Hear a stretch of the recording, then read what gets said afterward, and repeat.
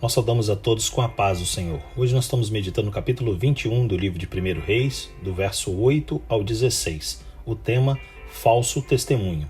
O texto nos diz assim: Então ela escreveu cartas em nome de Acabe, pôs nelas o selo do rei, e as enviou às autoridades e aos nobres da cidade de Nabote. Naquelas cartas, ela escreveu: Decretem um dia de jejum e ponham Nabote sentado num lugar de destaque entre o povo. E mandem 2 homens vadios sentar-se em frente dele e façam com que testemunhem que ele amaldiçoou tanto a Deus quanto ao rei. Levem-no para fora e apedrejem-no até a morte. As autoridades e os nobres da cidade de Nabote fizeram conforme Jezabel os orientara nas cartas que lhes tinha escrito. Decretaram jejum e fizeram Nabote sentar-se no lugar destacado no meio do povo. Então, 2 homens vadios vieram e se sentaram em frente dele e o acusaram diante do povo, dizendo: Nabote amaldiçoou tanto a Deus quanto ao rei. Por isso o levaram para fora da cidade e o apedrejaram até a morte. Então mandaram informar a Jezabel: Nabote foi apedrejado e está morto. Assim que Jezabel soube que Nabote tinha sido apedrejado até a morte, disse a Acabe: Levante-se e tome posse da vinha que Nabote de Jezreel recusou-se a vender-lhe.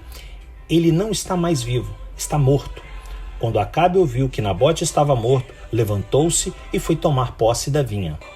Após ouvir as palavras de Acabe, Jezabel logo armou uma cilada para resolver aquele impasse. Escreveu cartas aos anciãos e nobres de Jezreel em nome de Acabe, ordenando a morte de Nabote.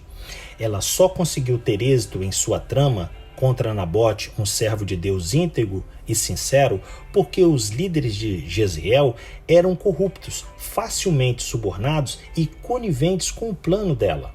Escreveu cartas a eles, apregoando um jejum abominável e um julgamento totalmente injusto. Um plano maquiavélico baseado em acusações falsas foi consumado e Acabe pôde tomar posse da terra que desejava, regada com sangue inocente.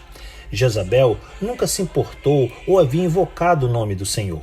Quando decidiu fazer, suas intenções foram malignas. Levantou um falso testemunho contra Nabote, de tal forma que sobre ele veio injustamente uma sentença de morte. Tamanha injustiça poderia ficar sem consequências? O casal do mal sairia impune de um crime tão vil? De forma alguma. Eles receberiam o pagamento por tão grande pecado, a morte, como veremos mais adiante. Deus é justo. Qualquer ato de injustiça o desagrada, como no Novo Testamento, que proíbe a mentira, as difamações e o falso testemunho contra o próximo, tanto no dia a dia como nos tribunais, podendo levar à morte pessoas inocentes. Êxodo 23, de 1 a 3, nos diz assim a palavra: Não faça declarações falsas e nem seja cúmplice do ímpio, sendo-lhe testemunha mal intencionada. Não acompanhe a maioria para fazer o mal. Ao testemunhar num processo, não perverta a justiça para apoiar a maioria, nem para favorecer o pobre num processo. Meus amados, que esse exemplo bíblico possa nos ajudar, caso alguém seja tentado em dar um falso testemunho. Que Deus nos abençoe em mais esse dia de meditar em sua palavra.